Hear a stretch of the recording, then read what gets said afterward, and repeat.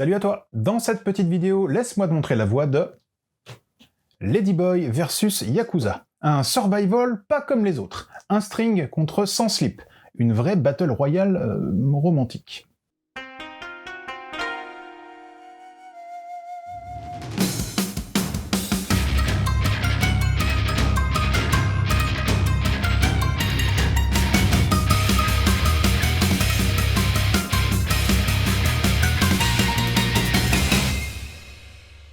Accrochez-vous bien. Kamashima Kozo est une petite frappe du clan Akuto. Il est en charge de la protection et de la sécurité de la femme du président du clan des Yakuza, ainsi que de sa fille. Convoqué par Akuto Masayoshi, le big boss du clan, il découvre que Kozo aurait ni plus ni moins couché avec son épouse et sa fille. Il s'est fait griller le bleu. Masayoshi, alias Mr. le President, le parrain du clan, décide de se venger d'une vengeance pas comme les autres. T'imagines même pas. Kozo, capturé par le Big Boss, est plongé dans un coma artificiel afin de se faire opérer dans le but de le transformer en une femme. Non, attends, en une vraie gonzesse, avec tout ce qu'il faut là où il faut. Tout ça par les soins d'un nommé Boku Hentai, rien que ça, chirurgien tout droit sorti de la série Nip Tuck. Notre cher Kozo va donc se retrouver en Ladyboy. D'ailleurs, on ne dit pas un Ladyboy, mais une Ladyboy. De rien, c'est cadeau, c'est pour toi, tu prends, voilà.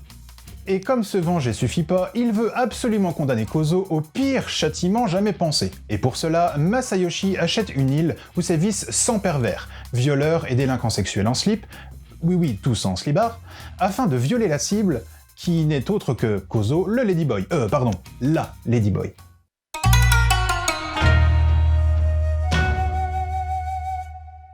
Le dessinateur Sakurai Toshifumi a un coup de crayon très spécial. Graphiquement, comme déjà présenté dans d'anciennes chroniques, tu as affaire à un dessin très caricatural avec des têtes tout aussi loufoques les unes que les autres. Après, t'as de belles mensurations quand même pour les femmes qui sont travaillées différemment, Ladyboy inclus. Elles sont plutôt crayonnées bien foutues. Les personnages sont très détaillés, surtout au niveau des émotions, transpiration, pleurs, soufflements, gémissements, etc. Et tu le verras notamment à travers leur description. Les pleines et doubles pages sont plutôt présentes, ce qui donne une force supplémentaire au manga, mais il y a très peu de superposition entre les dessins. Après, au niveau des décors, j'ai été assez surpris car ils sont plutôt limités, voire inexistants. Cela m'a pas gêné en soi, mais tu sens que les individus effroyables, en particulier les 100 criminels sexuels en slibard assoiffés de leur pulsion sexuelle, prennent de l'espace à chaque page. Les cases sont bien gérées, avec pas trop de texte par bulle, mais par contre, j'ai trouvé les personnages tout de même trop envahissants à travers chaque compartiment. Mais au final, ça m'a tout de même bien fait kiffer. L'édition d'Akata, collection What the Fuck, est livrée en 5 tomes avec des jaquettes bien travaillées, en différenciant la Ladyboy en couleur, au pervers en slip qui te mettra direct dans l'ambiance. Ah, dès le premier tome, tu vas en articuler des What the fuck. What.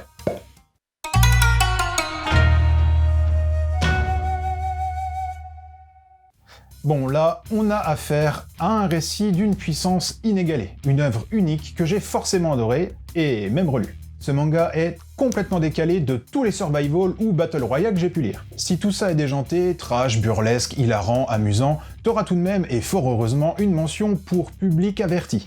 Tu m'étonnes, Sakurai Toshifumi s'attaque à un contexte très particulier qui est à mi-chemin entre le viol, l'inceste, la pédophilie, bon bien entendu, à prendre au 100e degré, vaut mieux.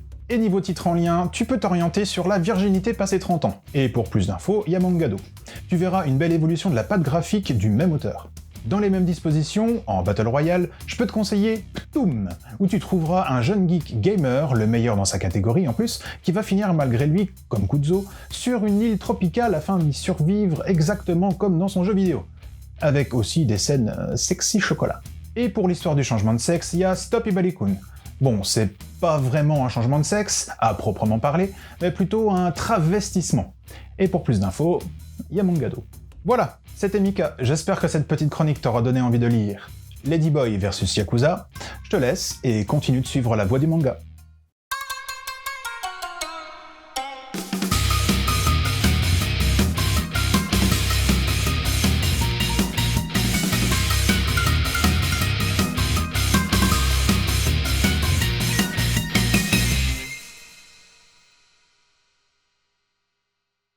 Et heureusement qu'on met pas trop de costumes maintenant, parce que sinon...